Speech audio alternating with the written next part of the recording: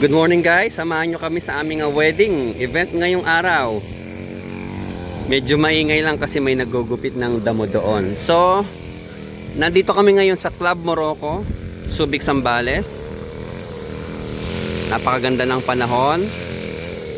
Pero gaya ng lagi kong sinasabi, huwag tayong magtitiwala sa ganda ng panahon. So, dito kami magbubot mamaya. Unloading na si Michael at Alvin. Ceremony doon. First time magkaroon ng ceremony doon. Madalas naman ako nag-i-event dito. Ayan yung pinaka-hotel ng Club Morocco. Usually dito pag garden wedding. Tapos madalas din ang ceremony doon pag beach area doon sa may pine tree. Tapos ang reception doon. But this time iniba. Dito nakapwesto ang reception ngayon. So ibababa lang namin yung gamit ng pang reception dito, tapos iuusog ko yung sasakyan. May tunnel sila dito. Ang ating kasama ngayon ay si Basic Option. Siya ang nag-book sa atin ngayon. Mga tie-up nating styling at coordination. Yan sila. Colorful ang mga flower nila ngayon. At ngayon ay November 24. Lagi kong binabanggit yung date kasi minsan late ko nang na-edit yung mga video. Minsan may mas nauuna akong ina-upload na mas late ko kinuhanan ang video. Kaya binibigay ko yung date at saka yung venue. Medyo puno yung service namin ngayon.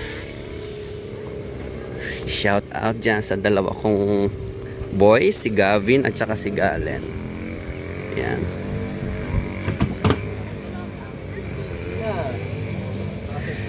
May dala akong pang welding ngayon kasi we-weldingin ko yung apakan sa likod. Bumitaw yung pagkaka-welding yun pala yung maingay, kaya pag nagda-drive ako medyo may tumutunog sa likod. So dala ko ngayon ay ang Beta 3U12A at saka itong audio center na 315 kasi ang problema sa venue dito, mababa ang voltahe. So habang unload sila, test kung may dala akong marami akong pag-outdoor na ganito, expect nyo maraming dadaling mga extension pagka outdoor. Okay, mas maganda na yung maraming dala kaysa magkulang.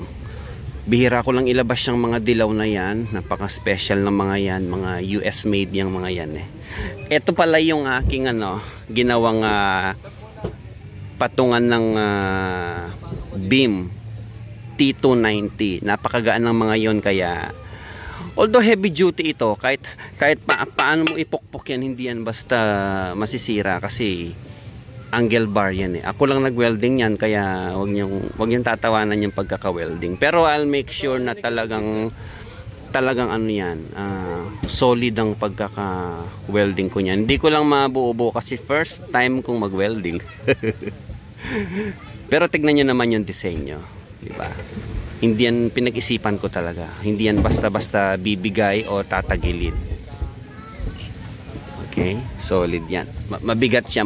Parang mas mabigat pa to kesa doon sa mismong moving head. Ayan, yung T290 ng Tuna. Okay? So, standard yan kasi yan sa mga tripod. Okay? Isang sub tayo ngayon. Sa sub wala tayong problema sa voltage supply, kahit 175 gagana yan. So try nating i-test. Wala yata yung plies ko dito Ayun. Toolbox reveal tayo. Medyo magulo kasi pag iba ang kumukuha, hindi nila na ibabalik kung paano nila kinuha Puro Inco ang gamit ko. Shout out Inco, baka naman. Test muna natin yung supply. May mga outlet dito sa mga kabanan nila. Pero siyempre, alam niyo naman pagka outdoor, hindi ako nagre-rely sa mga outlet. Okay? Set nyo lang sa 600 volts AC.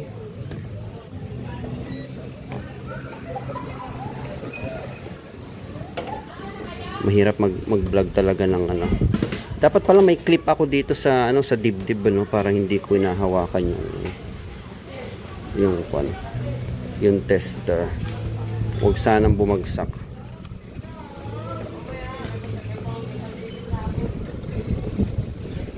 Okay, dito na lang. O, diba? Ganyan tayo ka, para makita nyo. Ginagawa ko lahat ng ito para sa inyong mga dear subscribers ko. AC 600. Wow. Ba't ganyan? Tingnan nyo. 215. Wag lang bababa sa 205 or 210. Dati kasi last time kami dito 175. Unahin namin tong sa reception. Kahit indoor, inuuna namin reception kasi sa ceremony audio lang naman. So makikita nyo yan, beam ang nakalagay dyan. Yung speaker ang inilabas ko nasa side. Okay, so imagine mo kung walang riser or kung walang tripod yung beam, nakalapag siya dyan, ang ilaw mo puro pataas lang, wala ka namang babanggaan sa taas, so magiging skylight lang siya. So pagka nakataas na ganyan ng beam, dito siya nakatutok sa dance floor. So pag nagsayaw si couple, nakatutok sa kanila yan. Sana lang hindi gaanong mahangin mamaya para kahit paano yung usok gumuhit. So pag outdoor, hindi ko na dinadala yung haze kasi talagang hanginin lang. So may dala lang akong isang smoke machine.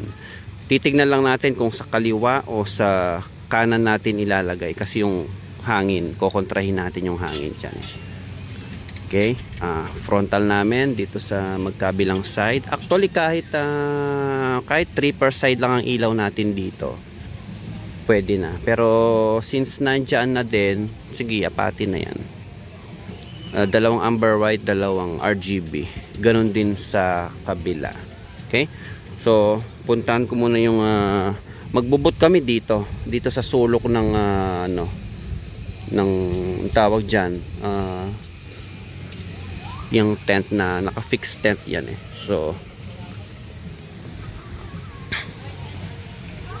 make sure nyo lang na safe ang pagkakalagay, pagkakatayo, pantay, pakabukan nyo yung tripod para hindi matumba. So yan, very good. Nilagay nila yung 2x3. May baon akong 2x3. Ginagamit namin talaga yan sa outdoor. For sale itong dalawang Beta 3 ko na sub. 2 units yan. Try kong i-out. 24K ang isa. Sa mga malalayo na interested, usap na lang tayo. Pwede ko namang ibiyahe sa pickup ito. Meet na lang tayo. Sa lubong tayo, di ba? Tapos sabay pasyal na rin kami. Walang issue yung mga yan. Maliban na lang dun sa mga konting dents, syempre, ginagamit yan. Pero sa tunog, walang problema yan. Wala pang repair yan. 4 na unit ang ganito ko. Yung isa, kailangan kong ipa-repair kasi medyo humihina nung nakaraan na napansin ko. Kaya, siyempre hindi yun ang ibibigay ko. Hindi naman tayo ganon. So, kung magbebenta ako second hand, yung talagang walang sira. Kasi sa akin din ang balik niyan eh. Mahirap yung ganon. Hindi ko ibebenta ang may issue. So, maliban na lang sa mga ganyan, sa mga kanto. Sprayan lang yan or kung gusto nyo lagyan nyo ng corner guard, normal lang yan sa second hand pero hindi halata yan, napaka minimal lang. 2 units yan. Magta-try ako nung AD Flex 918A para sabi nung iba kasi wag ko nang ibenta yan, keep ko na lang hindi naman ako wala naman ako maraming pambili. So sa mga naghahanap ng mapagsuswimmingan dito sa Zambales, so ang ganda ng tubig. Huwag kayo magtatanong sa rate kasi hindi ko alam ang rate nila. Ayan ang aking boss ngayon. Boss, hello. Basic options sa event styling. Tapos ayan ang beach area. Ayan ang Barangay Kawag, Subic, Zambales. So pwedeng maligo dyan. Marami ding nagpe-prenup dito. Para ko na rin kayong itinur. Ayan So dito ko kukunin yung supply. Hopefully hindi pa nabago. Sana may mga bakante pa.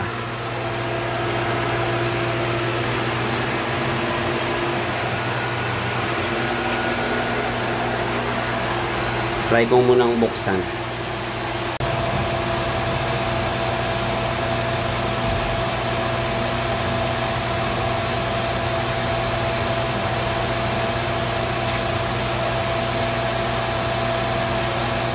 One eternity later. Kainan na. Gusto ko lang i-appreciate yung nung dumating sa amin si RBR at saka si Mekman. Talagang hindi na namin naranasan yung biglang may pumapasok na ingay, interference, signal drop. Talagang nawala yun. More than a month na namin ginagamit sila. Sa tingin ko talagang nahanap ko na yung dalawang brand na talagang magiging masasabi mong magandang katuwang sa hanap buhay, sa Lights and Sounds. Kasi talagang siguro naman sa isang buwan na halos 20 plus events na ginamit namin sila, both in magkakaibang scenario, magkakaibang venue, magkakaibang dami ng tao. Na-test namin yung kanilang range test at yung kumbaga yung talaga napagaan ang trabaho namin. Ilang mic na rin naman ang nasubukan namin. Hindi lang sa sponsor ko itong dalawang brand na to. Gusto ko ding maging transparent. Hindi ko siya i-endorse din na pangalan din namin ang masisira. Kaya talagang I highly recommend these two mic brand, Mekman and RBR. Pasensyahan nyo lang muna dahil wala pa talagang stock ngayon. First two shipment ay naupos na pareho. Naabangan natin sila first week ng December. Both. Baka mauna si RBR. Pero as of now, meron tayong stocks ng BM 999 which is yung 95. Yun nga lang pala yung BM 999 natin, wala siyang tour case. Ngayon ko lang din na-realize. Wala pa kasi ako noon hindi ko pa siya personal na review, pero padadalhan tayo ni Lumos ng BM 999 para ma-actual test natin. Pero yung BM 680 wala na maraming tanong. Kasi may mga nagtatanong pa rin. Maganda ba? Okay bang gamitin? Huwag na po kayo magtanong. Maraming beses ko na siyang tinest. Okay na okay siya. Kung ang budget nyo is 5K, okay kayo sa plastic body, maliit ang receiver. Okay na okay siya pang event, pang small setup, pang mabilis ang setup. Basta ceremony outdoor siya ang ginagamit ko. Tapos yung Mekman ginagamit ko siya sa reception. Si Mekman all metal siya. Kompleto, as in lahat kompleto yung package niya. More than pa doon sa mga usually brand na nabibili natin. Mas marami siyang package included doon sa kanyang lalagyan. Medyo unusual nga lang kasi ang lapad ng lalagyan niya dahil pagbukas mo nung takip, nakalatag na lahat, hindi siya magkapatong. Kaya medyo malaki yung lalagyan niya. At mabigat kasi all metal talaga siya. Okay?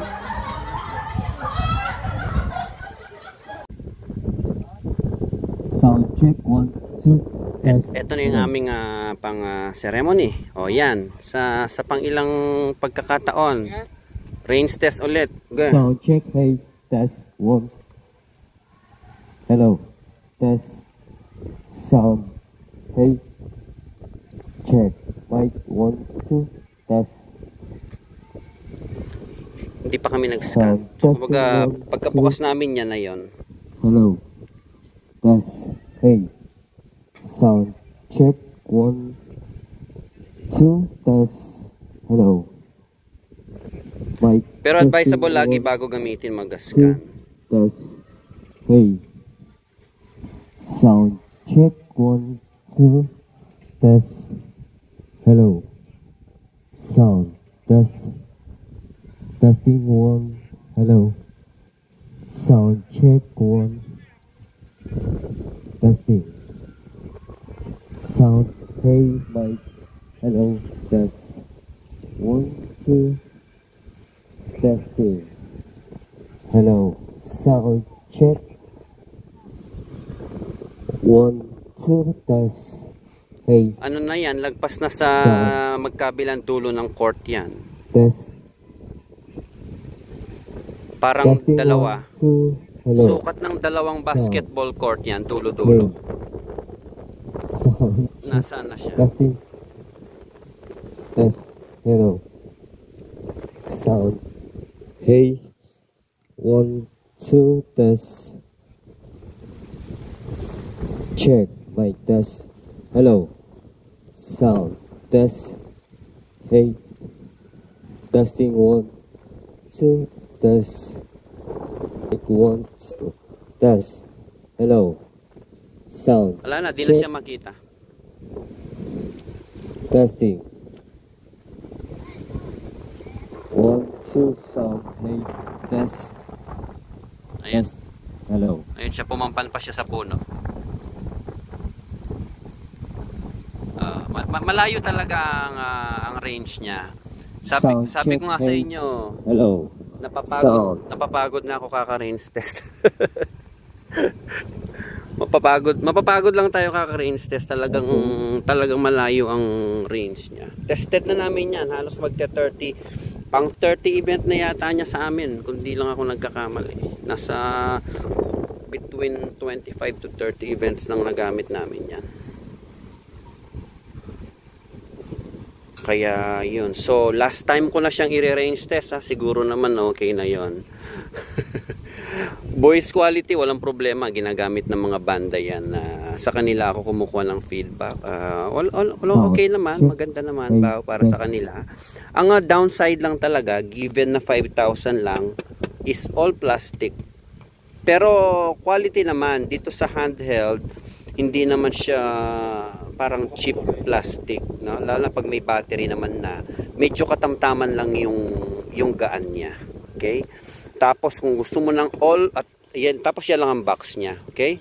5,000 plus shipping tayo diyan. Wala akong pinapatong diyan, mapak sa akin yung orderin yan or kay Lumos, same lang po 'yon. Okay? Hindi ko na yan tutubuan. Total binigay naman sa atin ito at inaabangan ko yung mahaba nito, yung BM999 na ipapadala sa atin. So ayan na si Alvin. Wala, hindi siya naputol kahit isang beses. Hindi pa kami nagpalit ng frequency. Yan pa rin yung dati naming gamit. Kanina may nagtatanong, may auto scan ba siya? Yes, may auto scan siya. Auto mute, pwedeng i-disable yung kanyang auto mute. Okay? So sa mga susunod na event namin, yung ibang mic na ulit ang focusan natin. Okay?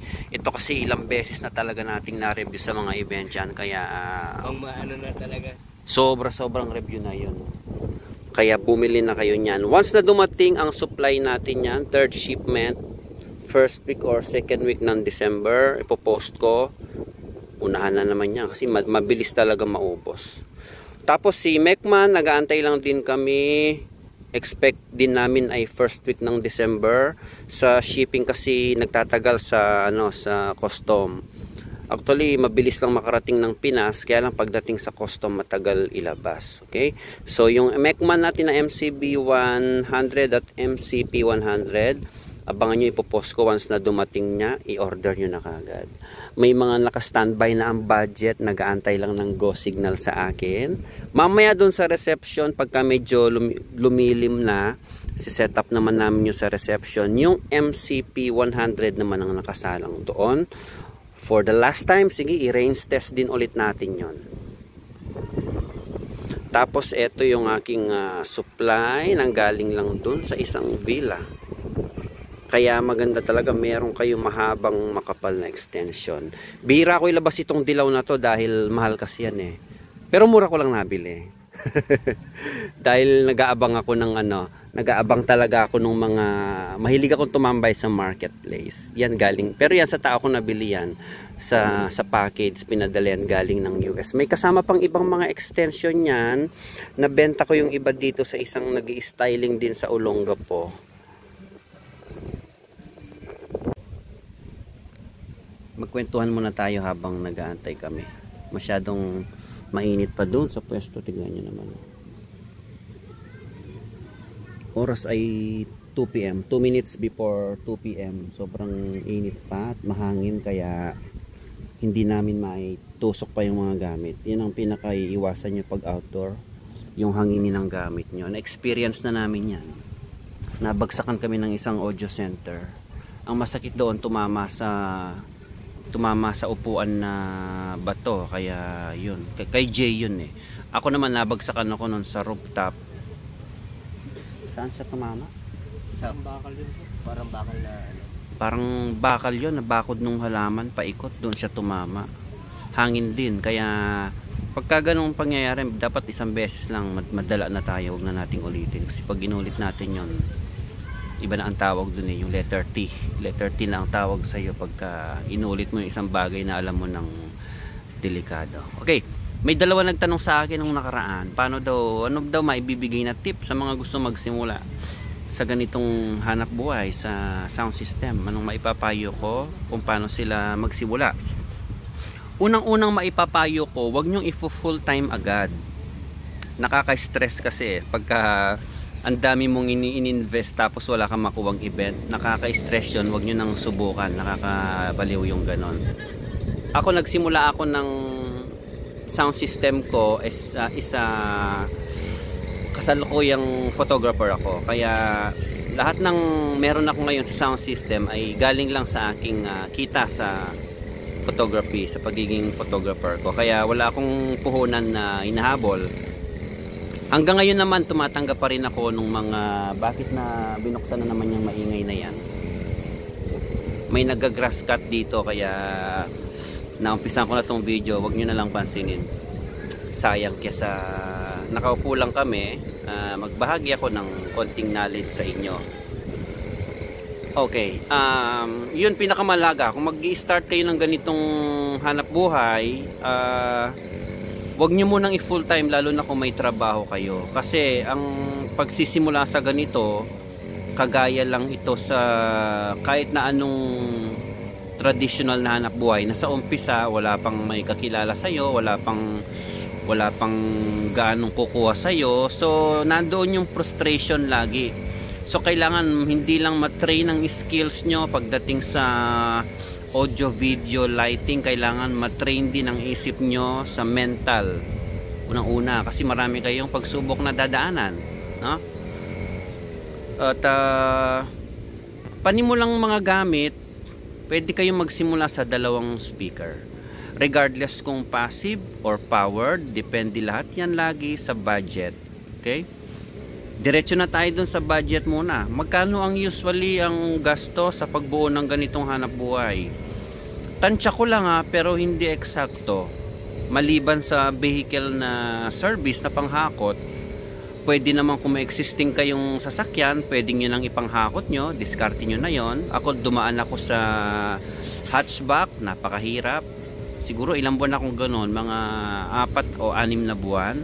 Tapos nagpalit ako ng pick-up truck. Dumadami ang gamit, dumadami ang event. Hindi na magkasya yung mga gamit, kaya umutang ako ng H100. Nasaan siya? Ayun, nakasilong. Which is magto 2 years na. Ang bilis ng panahon, naka 2 years na ako. 2 years na lang nabayarin. 2 years na lang nabayarin. Medyo etong mga nakaraan, medyo hindi ko na siya ramdam kasi basta naman nagtatrabaho ka, may pambabayad ka ng utang. Hindi naman masama umutang as long as kaya mong tansyahin na kaya mo siyang bayaran monthly. 20,400 ang hulog ko sa kanya kada buwan. Idagdag mo pa doon yung mga gastusin ng 2 kong anak, mga bills namin sa bahay, at iba naming mga pangangailangan. So tatansyahin nyo, no? Pwede kayong magsimula doon sa medyo maliit, pero pagdating ng araw kasi magpapalit ka na naman, irekta mo na sa H100, or kung gusto mo yung Isuzu Travis or yung Kia K2 500. Hindi nagkakalayo ang presyo ng mga yan. So mas maganda kung may sariling service. Kung wala naman at meron kayong pwedeng i-utilize na existing vehicle nyo, okay lang. Pero yung pagre-renta, kung madalas, hindi ko siya mai-recommend kasi sayang. Malaking porsyento nung kabuuang kita mo yung mapupunta sa renta. Tsaka yung hassle. Iba yung convenience ng may sariling service ang mga gamit mo at hindi ka nauulan-ulanan. Maniwala kayo sa akin, napagdaanan ko na yan. Pero yung magrenta ng sasakyan, hindi ko napagdaanan dahil nagsimula ako sa maliit na sasakyan, hatchback, pickup, tapos ngayon itong medyo malaki. Pero yung pagrerenta, kahit noon hindi talaga naisip ko na option dahil magkano ba ang renta sa jeep ngayon? Kung magpaparenta ka ng basic setup, ideal 5K to 7K, tapos magrerenta ka ng jeep, magkano? Balikan 1.5. Magkano na yung nawala doon sa kabuwang kikitain mo sana, sahod na sana nung dalawang crew mo yon. Okay? So isang pinaka-importanting kailangan yon sa ganitong hanap buhay, panghakot. Tapos dun sa mga equipment naman, pwede kayo magsimula sa dalawang active na speaker or dalawang passive. Kaya lang pag passive, kailangan mo ng separate na amplifiers, equalizer. Yung iba gumagamit pa ng crossover. Pero pinaka-importante naman dyan, meron kang mixer, amplifier, EQ at saka yung dalawang speaker. Okay na yon, gagana na yon. Importante sa mga modern event ay ilaw. Mas maraming kailangang ilaw. Kung nasa probinsya, mas priority nila yung sounds, mas konti ang ilaw. Pero kung nasa city ka at kung target mo pumasok sa city na kung saan nandoon ang maraming event, maganda ang presyuhan, priority ang mga ilaw. Unang-una dyan, frontal. Kailangan meron kang at least 8 pieces na pang frontal. Ano ang maire-recommend ko? Well, kung ano ang mga gamit ko, ay yun lang ang maire-recommend ko. Kasi hindi ko naman pwedeng i-recommend yung mga gamit na hindi ko pa nasubukan. Okay? Lumilights ang brand ng mga frontal namin. Medyo may kamahalan pero sobrang liwanag. Hindi kayo mabibitin. Ang payo ko lang, kung yung iba kasi sasabihin hindi pa kaya ng budget, ito muna ang bibilin ko. After few months, babalakin mong ibenta at bibili ka nung nire-recommend mo. So pag binenta mo yung nauna mong binili, magkano na lang yan, half the price na lang yan, hindi ka nakatipid, nalugi ka. So ang gawin mo, mag-ipon ka na lang, irekta mo na kagad dun sa maganda para wala ng palitan. So 8 nun. Tapos kailangan mo ng dalawang light stand, kailangan mo ng isang light controller. Magkano usually ang light controller? Yung pinaka basic na 512, sabihin mo na 3,000. Magkano ang isa nung Lumilights na amber white? 4,800 yata ang isa nun. Compute nyo na lang, hindi na tayo bata para pati yung total ibigay ko pa sa inyo. 4 na amber white, 4,800 ang isa. 4 na RGB, 4K ang isa. Tapos sa backdrop, iniilawan yung backdrop. At least para sa basic, kailangan mo ng 6. Ang ginagamit ko ay yung Big Dipper LPC 015. Ang halaga nun, 2 piraso sa isang box, 3,800. May nahanap sana akong 1,500 ang isa nung nakaraan, kaya lang naubos na daw. Umorder ako sana kaninang umaga, kaya lang naubos na daw. So at least 6, pero maganda mas marami kasi gustong gusto ng mga coordinator at mga stylist na maraming pang ilaw sa backdrop. Kasi minsan etong entrance na ganito, ayan, yung may tunnel na yan, nilalagyan din ng ilaw yan, usually 4. So may 4 ka dito, may 6 ka sa stage. So at ano na yun, 10 pieces. Pero ako usually ang dala ko sa isang event na pang backdrop ay 14. Minsan dinadagdagan ko pa pagka dun sa mga tie-up ko talaga na stylist, dinadagdagan ko pa. Tapos meron tayong mga moving head. Maire-recommend ko na moving head ay yung Tuna T290, 35,000 yon, 2 piraso. Pwede kayo magsimula sa 2 muna, pero maganda 4. Kaya lang pagka meron ka ng moving head, hindi na basic yon. Kasi ang basic sound system, basic lights and sounds, is composed of 2 speaker, 6 na ilaw sa backdrop, 2 ilaw sa entrance, tapos 2 mic. Okay na yon, pang basic set. Pero pag wedding kasi talagang madalas kulang ang basic set sa wedding. Kaya kung ano yung mga madalas nakikita nyo sa mga setup ko sa wedding, yun na yung kung tawagin ko standard setup. 2 or 4 na beam, 2 speaker. Pag malaki ang venue, may isang subwoofer. Ang ilaw ko sa harapan, sa backdrop, yung mga nasa lapag, minimum 10, 4 dito sa entrance. Minsan may mga part pa na kailangang ilawan, like meron silang mga photo wall. Yung huling event namin, pinailawan pati yung dingding. So 2 sa kaliwa, 2 sa kanan, another 4. Kasi nakakaya sa tie-up mo. Darating ang araw, yung tie-up mo, hahanapan ka ng mga ilaw niyan. Like halimbawa, sir, palagyan ng ilaw dito, palagyan ng ilaw ganyan. Kaya time to time, nagdadagdag ako ng mga ilaw. Kasi may mga venue, may mga event, may mga stylist na magre-require ng mas maraming ilaw. Kaya naman ang presyo, nag-iiba-iba. Usually, ang mga nagtatanong sa akin na magkano ang presyo nyo sa ganyan, hindi ko sinasagot diretsahan. Matuto kayong magpresyo. Yun ang dapat isa sa kailangang matutunan yon. Alam nyo dapat magpresyo, wag nyong i-rely yung magiging presyo nyo sa mga napapanood nyong vlogger. Kasi maaring iba ang presyo sa city, dito sa amin, maaring iba ang presyoan dyan sa inyo, sa lugar nyo, di ba? Iba-iba eh. Pupulsuan din muna natin. So kaya magtanong kayo dun sa mga malalapit sa inyo na matatagal na. Wag sa amin, sa akin na nasa malayo. Okay? Pwede kayong bigyan ng idea, pero wag nyong pagbasihan yun. Magbase kayo dyan sa kung magkano ang presyon dyan sa inyo. Dapat nga, minimum natin sa event, 10,000. Yun ang talagang, sa tingin ko, kahit papaano medyo bawi. Masasabing bawi yung mga investment, lalo na kung branded yung mga gamit natin. Okay? So, balik tayo dun sa mga equipment. Dun sa mga talagang totally walang alam sa presyuhan. O halimbawa, yung na-presyon ko na yung 2 ilaw kanina, 2 speaker, yung gamit namin na audio center na SA315 ang model, 39,000 ang isa nun.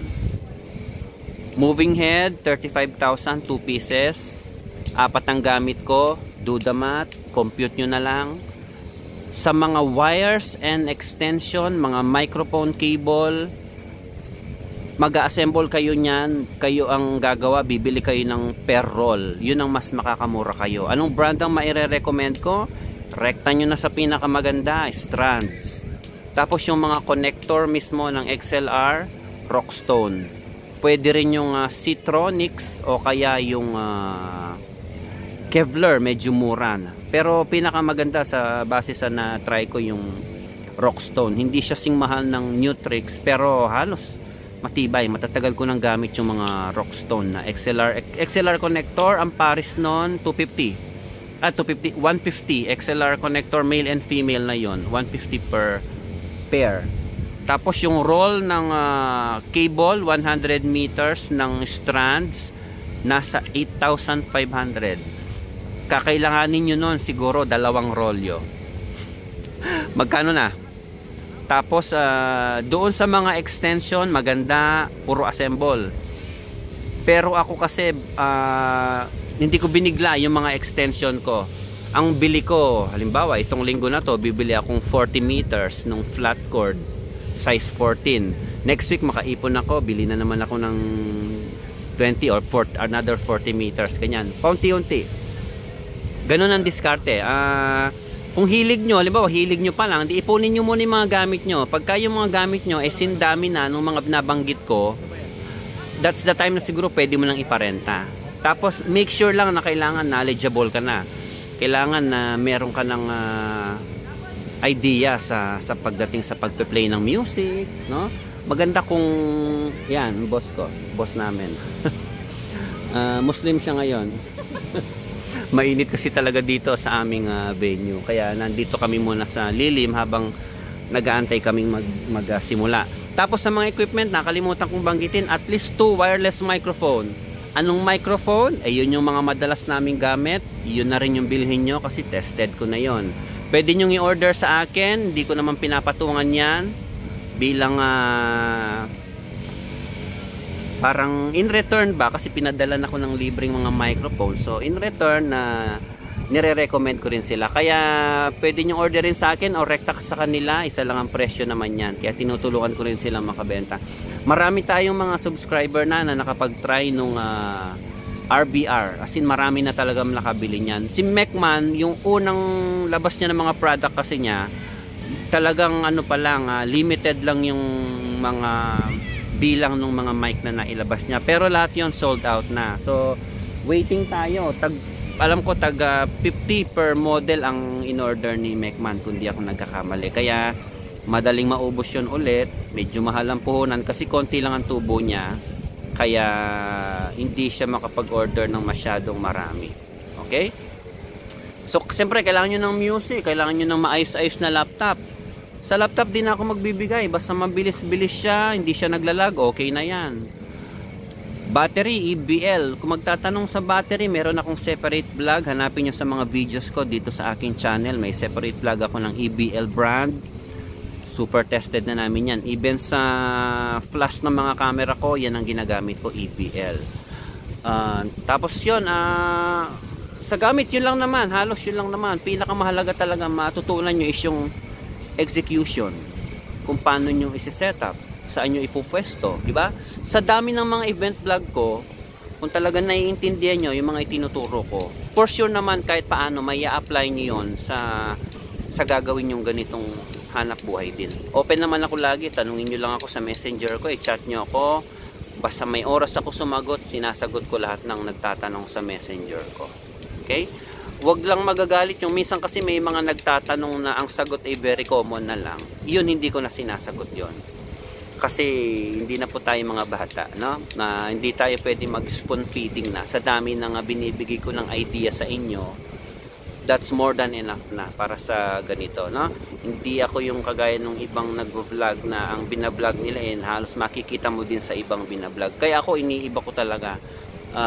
Hindi na ako nagbablog ng mga unboxing, mga review ng ganito o ganitong klaseng setup. Hindi na. Kaya ang pinapakita ko talaga as is na on actual live event kung paano namin ginagawa. At marami naman. Kahit basahin nyo isa-isa yung mga comments sa mga video natin sa YouTube, marami na tayong natulungan na nakapagsimula ng ganitong hanap buhay, natulungan sila, nakakuha sila ng idea. At kung meron kayong mga idea na sa tingin nyo wala dito sa mga ginagawa namin, pwede nyo ring i-share sa amin. Kasi lahat naman tayo, dapat lagi meron tayong room for improvement. Tatanggap din tayo ng comment mula sa iba na mas mahuhusay din sa atin. Okay? Medyo lumililim na, titignan namin muna kung ano ang pwede na naming ikasa ulit kasi hindi pa namin napapatunog, hindi pa namin napaila. Although nakatayo na yung mga frontal namin na 8, kaya lang nakasilong dun sa buko. Ipupwesto na lang namin mamayang medyo lumilim na, pero I think parang 3 hours pa bago lumilim. Kaya ayan, relax lang kami dito sa damuhan. Yan ang maganda pagka medyo sapat yung oras nyo pagpunta nyo sa venue. Hindi kayo nagmamadali, may time pa kayong mag-relax. Pero pagdating ng December, hindi na pwede ito. Kasi madalas ang mga event natin ng December ay tagdadalawa, samantalahin natin. Balikan ko yung presyo. Siguro kung nasa probinsya kayo, pwede kayong mag 5K sa basic setup. Pero pakiusap lang, huwag nyong ipako doon. Kung alam nyo naman na humuhusay na kayo at dumadami na yung mga gamit nyo, taasan nyo yung presyo nyo dahan-dahan. Kasi wala naman naghahanap buhay na hindi kumikita. Para naman kagaya ko na nakita nyo naman kung paano ko nagsimula at ngayon talagang ang dami ko ng gamit. Malayo pa sa talagang pangarap ko, pero malayo-layo na ang narating. Magmula nung nagsimula ako na nasa hatchback lang yung service ko, no? Hindi ko magagawa yon kung bagsak presyo ako. Kaya sana panawagan sa mga lumalabas na ang tanggap 3.5. Pwede siguro 3.5 kung PA lang. Ako tumatanggap ako ng 3.5 kung sounds lang. 2 speaker, 2 mic, kahit abutin ng maghapon yan, pwede ng 3.5. Pero kung regular set kagaya ng mga ganito, dapat 10,000. But mari, lalo na outdoor, tignan nyo yung mga nilatag naming kable. Magkano yun? Yung royal cord na nilatag ko, worth 4,000. Plus yung 2 dilaw na nilatag ko doon sa ceremony, ang haba nun. Magkano yun? Dito lang sa area ng reception, ang daming extension ng nailatag. Hindi kagaya pag outdoor na maraming outlet sa venue. Konting extension lang. Minsan di mo na kailangan mag-extension. Itapat mo lang yung speaker kung saan may outlet, doon mo na itutusok, no? Kaya iba-iba eh. Pagka may nag-i-inquire sa akin, hindi ko kagad binibitawan ng presyo ko kung magkano. Bubusisiin ko muna kung saan ang venue, indoor ba o outdoor, gaano kalayo ang venue mula sa bahay mo or sa warehouse mo, gaano katagal ang venue, 4 hours ba yan or 8 hours, may after party ba or wala namang after party, ano ang requirements nila, meron bang banda, full band ba, acoustic or sequencer. Marami kang itatanong talaga para hindi yung mamaya kasi magkano po ang setup nyo, basic setup, umuo ka, tinanggap mo 5,000. Pagdating mo sa venue, nag-aantay pala yung banda, full band setup ang kailangan. So, anong gagawin mo ngayon? Diba? Tandaan nyo, pag may nag-inquire sa inyo, tanungin nyo lang na lahat ng dapat nyong tanungin bago nyo bitawan ng presyo. Para pagdating nyo sa venue, walang nagkakamot ng ulo. Okay? Pwede kayo mag-send ng mga packages, pero kailangan ipapaliwanag pa rin. Kasi may mga client na walang idea, tayo din ang magkakamot ng ulo pagdating sa venue. No? Kaya kailangan yung knowledge. Hindi lang kailangan maganda ang mga gamit mo, kailangan yung knowledge mo. Wala namang negosyante na hindi pinag-aaralan ng kanyang negosyo. Kaya ganun ang gagawin nyo dapat. Time check tayo, 3:30. Dito naman na nakapag-set na ulit kami. Nandiyan na yung dalawang beam 260, dalawang 290 dun sa taas. Hindi ko pa nilagay dahil nakabilad. Make sure na lang yung mga beam nyo pag nakalapag iyuyuko nyo dahil masusunugan ng plastic sa loob yan pag nabilad. Pakita ko sa inyo itong isang unit ko. Ito matagal na to. Naiwan namin siyang nakaganyan. So naarawan, tumagos yung araw dito. So may konting dent lang yan na initan. Buti na nakita namin at naiyuko pa. So okay naman, wala naman nang naging problema. Kaya pagka naka-outdoor kayo, nakalapag tong mga to, i-make sure na nakayuko nyo. Tapos itong nakataas namin, hindi ko na lang masyadong iaangat yan kasi baka mahangin. Tapos ito, ibuka nyo. Kung hanggang saan kaya ibuka nyo yan. Tapos since ang backdrop naman tagusan, ang ginamit ko lang dito is isa, dalawa, meron dito 3, 4. So 4 lang ang pang backdrop ko dyan. 4 na beam. Tignan natin kung uubra yung isang ano natin mamaya.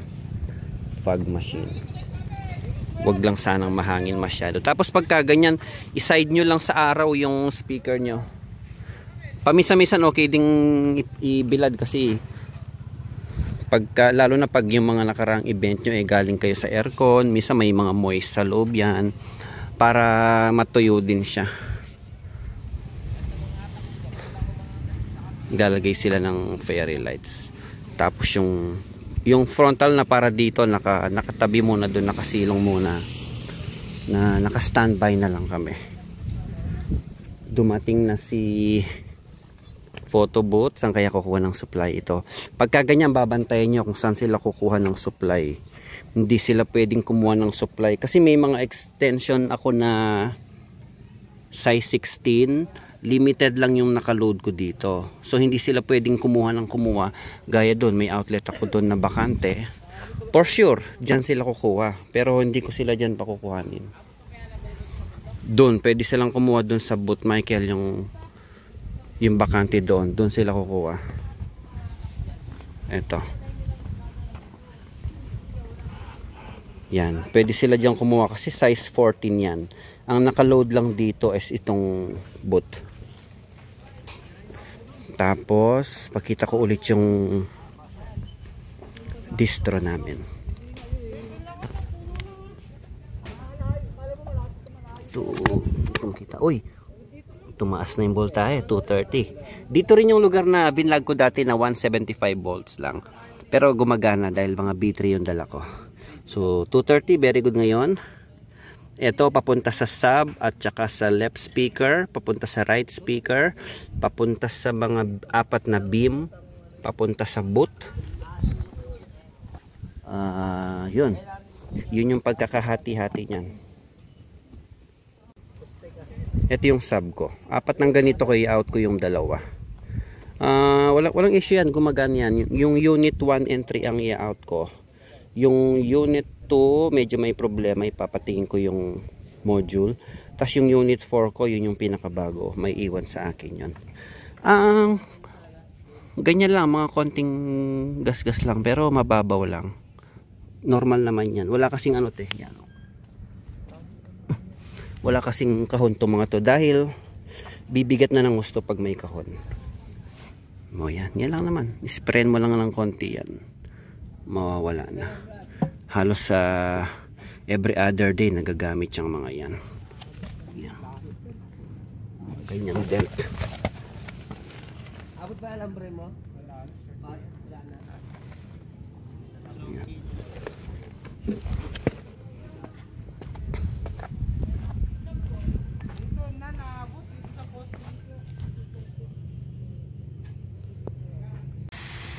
Yan, medyo kumalma na yung hangin kaya naipatong ko na siya.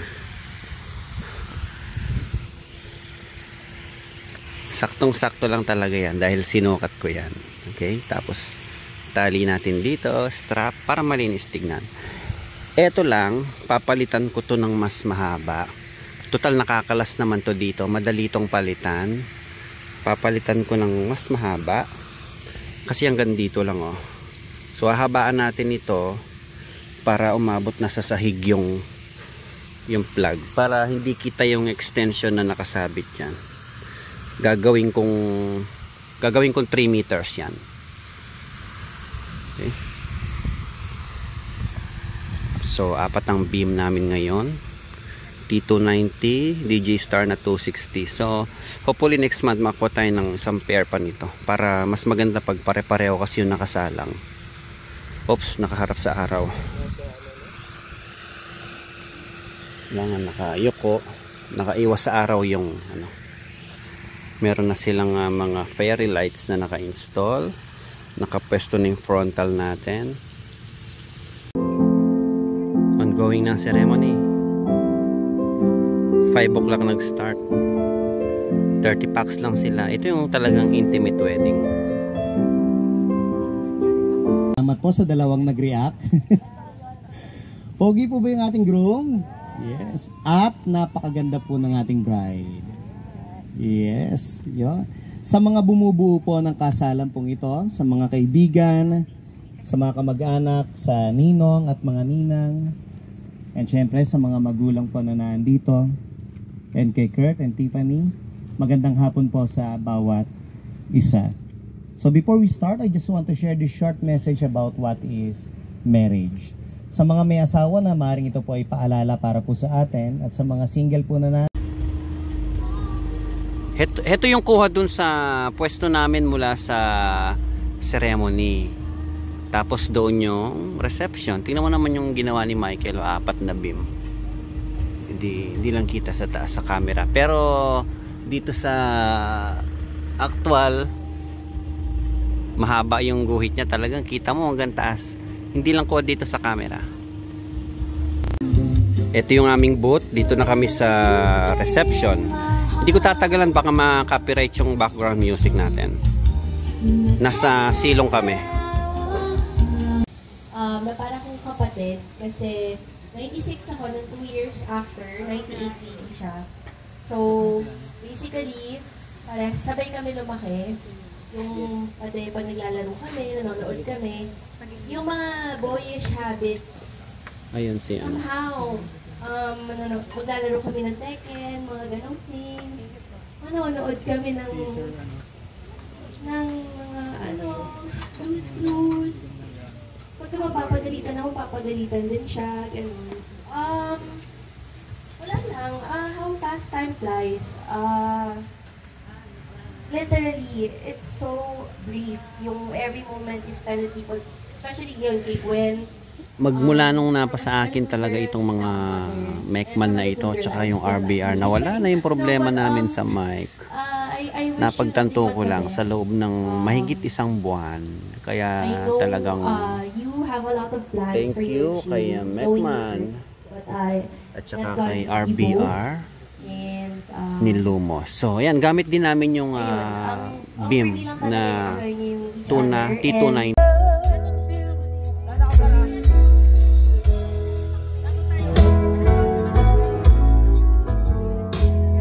We don't feel the silence, we lie.